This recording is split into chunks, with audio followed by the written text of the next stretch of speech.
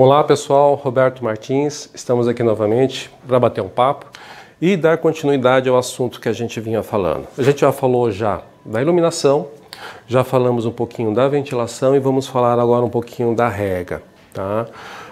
Como eu já conversei com vocês algumas vezes, o meu orquidário ele não é coberto, eu tenho só uma tela, né, de sombrite. Vamos dar uma olhada ali para vocês verem novamente, ó. É só uma tela de sombrite que eu tenho, né? Aqui na casa onde que eu estou hoje, né?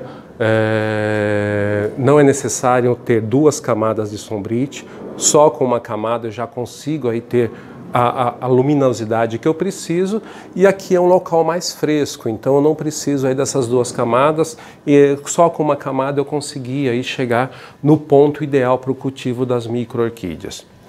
Agora, um outro ponto importante é a rega, né? Normalmente a gente tem muito problema, normalmente o pessoal fala, poxa, mas a micro-orquídea ela morre muito fácil, ela acaba fungando muito fácil, eu tenho muito problema com micro-orquídeas.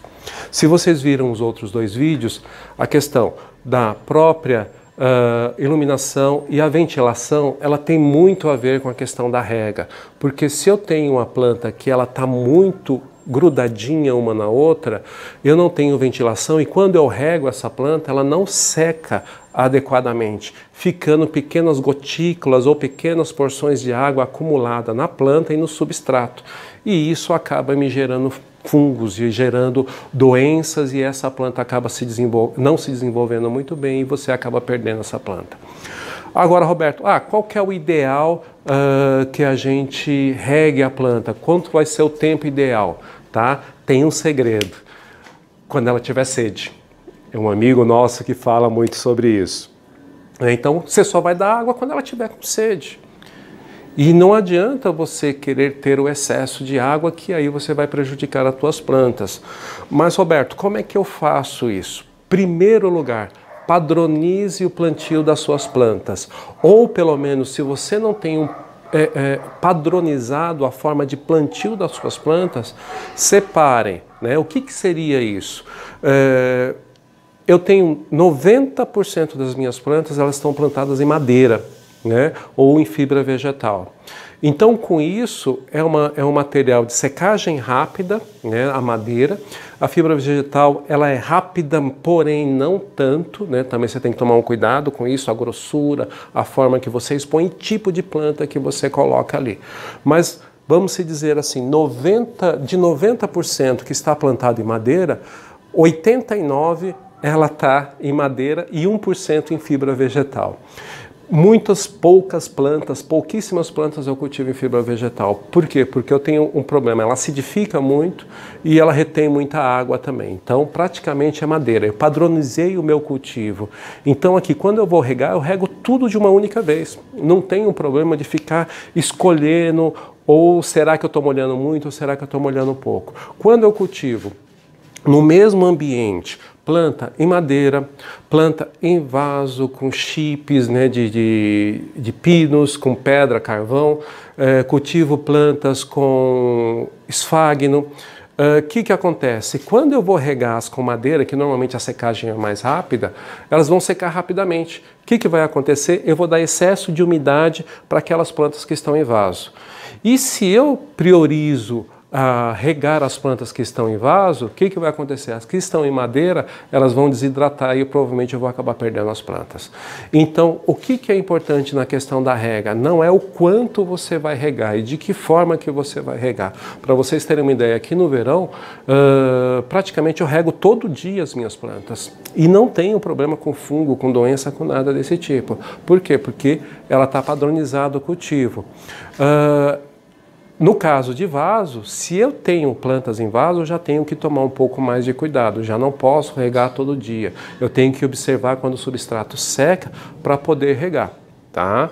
Então, é esses cuidados que tem. O grande segredo hoje que eu vejo na questão da rega é regar quando a planta tiver sede. O outro, padronizar o teu cultivo, porque não adianta você, num local como esse, que eu cultivo aqui vários tipos de plantas, eu trazer uma Hofmannsegella.